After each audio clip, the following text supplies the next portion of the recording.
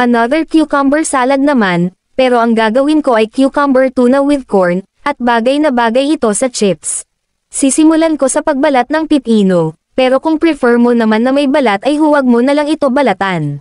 After mabalatan ay hiwain ito at alisin ang mga buto nito. Again depende pa rin sa prefer mong pagkakahiwa sa pipino. After maalisan ng buto ay hiwain ito ng di gaano kanipisin. Itong gagawin ko ay for merienda lang namin, bigla kasi ako ng crave ng nacho salad, at ito lang ang naisipan kong pinakamadali na paraan. Kasunod ko naman hiniwa yung red onion, sa nacho salad mas prefer ko ang white onion, pero kung wala ay okay na din itong red onion.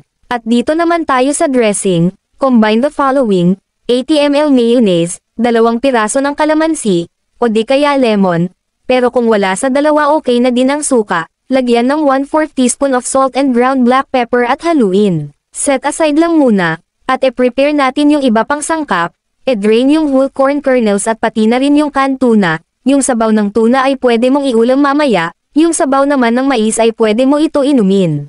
At assemble time, sa paglalagyan ng salad, ilagay ang nahiwang pipino, whole corn kernels drained, isang lata ng tuna drained, yung kasunod ng maliit na lata ang ginamit ko, red onion at haluin.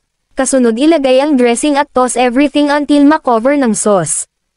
Pwede ko bang malaman kung taga saan ang mga nanonood sa akin? E-comment mo ang iyong lugar. Maraming salamat sa suporta. At after mahalo ay prefer ko muna itong palamigan bago i-consume, pero pwede naman siya kainin kaagad, mga 30 minutes ko lang siya ilalagay sa ref. At after 30 minutes ay kinuha ko na ito sa ref at hindi na ko makapaghintay na tikman ito, at ganun lang kadali ng ating cucumber tuna with corn salad.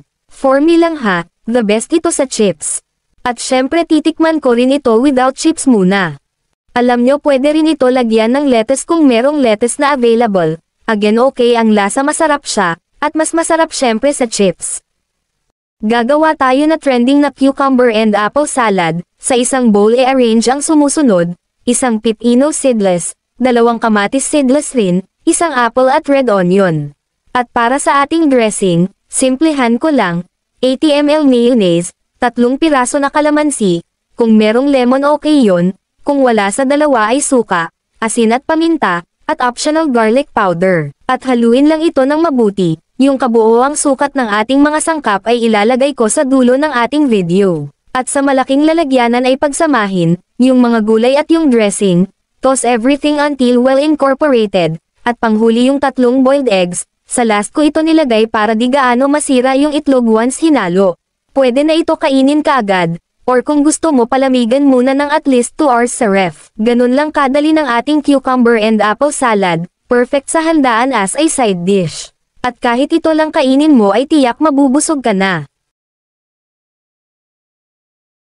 Simula na nag-trending yung cucumber apple salad ay tila marami na ang gumagawa ng iba't ibang klase ng cucumber salad. Kaya i-share ko sa inyo itong gawa ko at sana panoorin ninyo ito hanggang sa dulo. Ang mga list of ingredients ay ilalagay ko na lang sa dulo ng ating video. Hiniwa ko na ang mga sangkap kanina pa at dito na tayo sa paggawa mismo ng cucumber salad. Sa paglalagyan ilagay ang nahiwang pipino, hiniwa ko ito ng manipis, kasunod ang kamatis seedless, red onion or white, at sa dressing naman, 80 ml mayonnaise, 2 pieces squeezed calamansi or lemon, 1/4 teaspoon of salt, ground black pepper, white sugar optional lang din at garlic powder optional. Haluin lang ito ng mabuti at iset aside muna. Pwede ko bang malaman kung taga saan ang mga nanonood sa akin? E-comment mo ang iyong lugar. Maraming salamat sa suporta. So ganun lang kasimple ng ating dressing para sa salad, same dressing rin ang ginawa ko sa nakaraang cucumber apple salad na nag-trending. At dito na natin ilalagay yung next ingredient, ito ay chicken nuggets. Dapat kasi simpleng shredded chicken na pinakuluan lang ito kaso ito lang yung available ko sa bahay, ini-slice ko lang ito into a strips.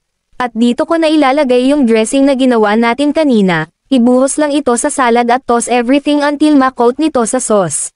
Simula na nag-trending yung cucumber apple salad ko kamakailan lang ay di na ko mapakali na mag-research ng mga iba't ibang klase sa cucumber salad, at di ko talaga i-deny na napakasarap talaga niya, at minsan ito na ang kinakain ko for lunch without ulam at rice. At sa panghuli ilalagay ko na dito yung itlog, Ang ginamit ko rito ay itlog ng pugo since ito lang yung available at mas madali itong e-boil compare sa regular na itlog, at tiyak hindi ka papalpak sa paglaga nito. Pwede mo ito ilagay sa ref bago kainin, pero ako kakainin ko na ito kaagad.